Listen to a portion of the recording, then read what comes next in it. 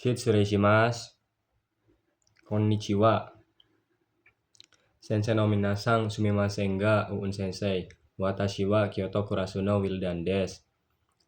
Izin mengumpulkan Shukudai, menjelaskan beberapa partikel dan fungsi-fungsinya. Bismillahirrahmanirrahim. Allahumma sholli ala sayyidina Muhammad wa ala ali sayyidina Muhammad.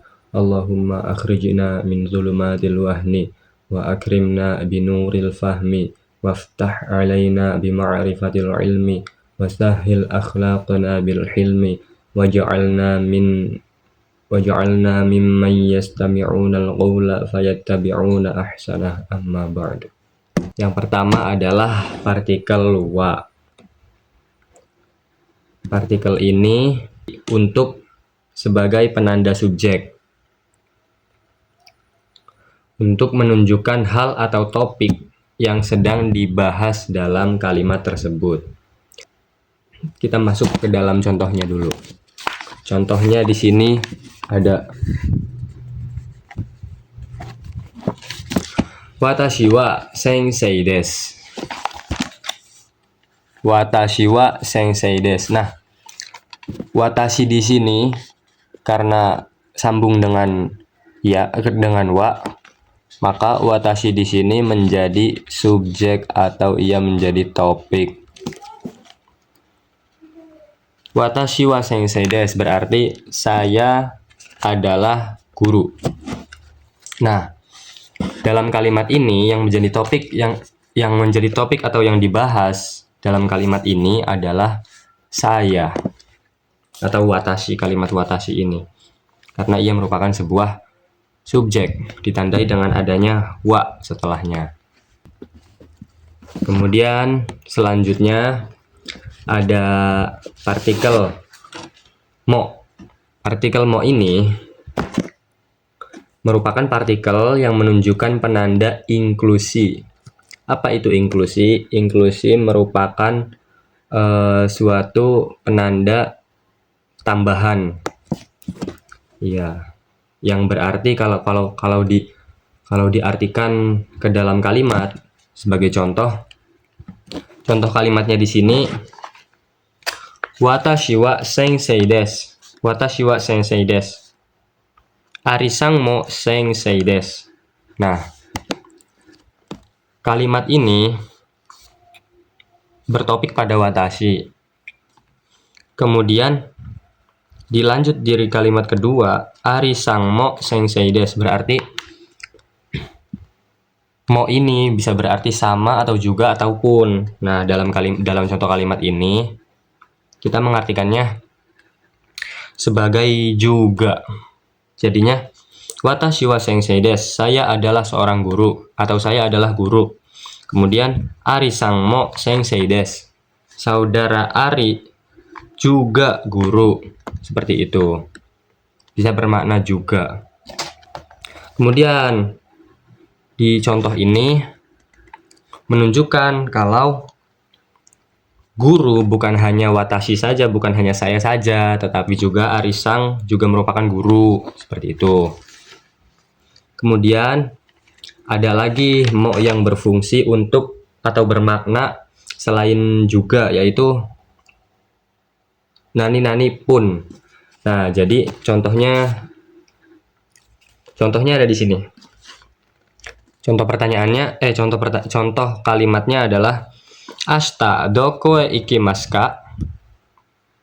Besok pergi kemana? Doko e mo ikimasen. Nah, di sini ada tulisan doko e mo ikimasen. Yang dimaksud di sini adalah berarti tidak pergi kemanapun. Maseng ini artinya tidak, ikimasen itu artinya tidak pergi. Dokoe kemana, ditambah mo, partikel mo yang berarti pun, jadinya tidak pergi kemanapun. Ashita dokoe ikimasu ka? Besok pergi kemana? Dokoe mo ikimasen, tidak pergi kemanapun, seperti itu. Jadi kesimpulannya mo itu bisa bermakna pun ketika tidak berada dalam jawaban negatif dari suatu pertanyaan. Contoh tadi kan ada pertanyaan, mau pergi kemana? Jawabnya doko emo ikimaseng, tidak pergi kemanapun. Karena tidak pergi menjadikan dia negatif. Jawaban negatif dari apakah mau pergi kemana? Tidak pergi kemanapun. Ikut contoh mo yang bermakna pun. Terus yang sebelumnya tadi bisa bermakna juga ketika menjadi penunjuk informasi yang sama dengan topik atau subjek. Contoh seperti tadi, watashi wa sensei desu, ari-san mo sensei desu. Saya adalah guru, saudara Ari juga guru. Bermakna juga. Ketika berarti mo bisa bermakna juga ketika menjadi penunjuk atau sama dengan topik. Seperti itu. Kita lanjut ke partikel no. Partikel no ini biasa menjadi penghubung. Biasanya kadang memiliki arti tersurat dan juga tersirat. Jadi kadang bisa diartikan secara tertulis maupun tidak tertulis. Berfungsi untuk mengkaitkan dua kata benda untuk menjadikan kepemilikan atau menunjukkan arti bagian dari. Jadi contohnya di sini ada nah, di sini contohnya ada watashi no hong desu. Buku milik saya. Jadi dibacanya itu dari hong, terus kemudian no, kemudian watashi. Nah, seperti itu. Terus kemudian di sini ada yang bermakna, jadi no itu bisa menjadi penghubung untuk kepemilikan dan juga bisa menjadi penghubung dua kata benda yang bermakna bagian dari. Contohnya, contoh yang kedua di sini, Nihon no kuruma desu. Mobil dari Jepang. Nah, bisa bermakna bagian dari atau bisa menjadi kepemilikan. Nah, kalau dari contoh kedua ini, Nihon no kuruma desu. Mobil dari Jepang. Kurang lebih seperti itu untuk partikel no. Kemudian dilanjut lagi ada partikel K. Partikel K.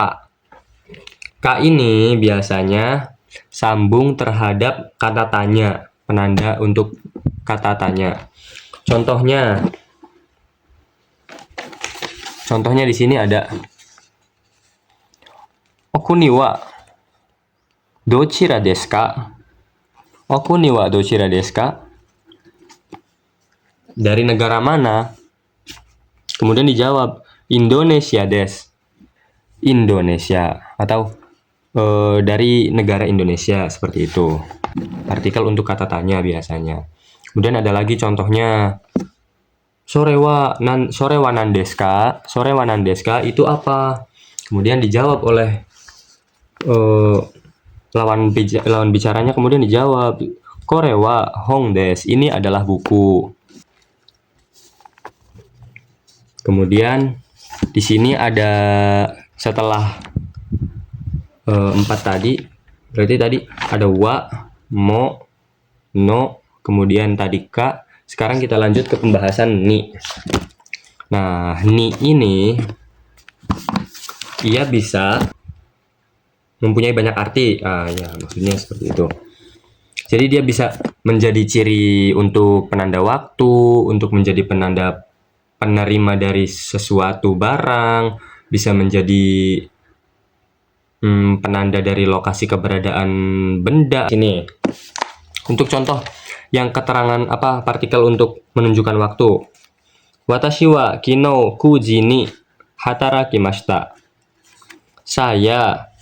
Saya mana nih? Saya telah bekerja pada jam 9 kemarin. Seperti itu. Kemudian contoh yang kedua untuk menjadi partikel penanda penerima. ni sebagai penerima. Berarti ada contohnya di sini. Agus-san wa watashi ni okane o kuremasu. Saudara Agus memberi uang kepada saya. Jadi bisa bermakna kepada. Kemudian di sini ada ini untuk lokasi keberadaan suatu benda atau barang. Contohnya di sini. Hea ni watashi ga imasu. Hea ni watashi ga imasu. Jadi ada saya di kamar. Seperti itu. Ada saya di kamar. Kemudian kita lanjut. Ada D. Partikel D ini bisa menunjukkan penggunaan alat atau benda, menunjukkan penggunaan kendaraan, kemudian menunjukkan adanya aktivitas daripada kalimat yang sambung dengan D tersebut. Contohnya di sini. Nah, di sini ada contoh. Untuk yang pertama, untuk penggunaan alat atau benda. Watashi wa hashi de gohan o tabemasu. Berarti saya makan nasi menggunakan sumpit. Terus yang kedua ada menunjukkan kendaraan, untuk menggunakan kendaraan. Contohnya di sini watashi wa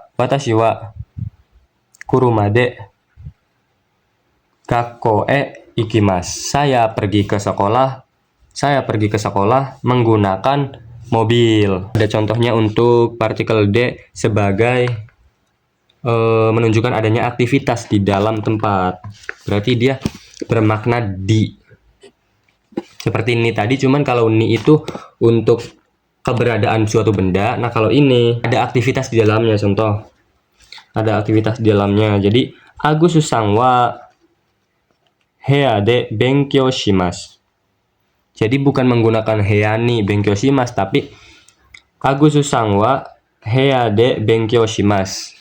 Saudara Agus belajar di kamar. Jadi kita lanjut, ada partikel O. Partikel O ini merupakan partikel penanda objek. Nah, ia tidak memiliki makna secara harfiah. Jadi ada contohnya seperti ini.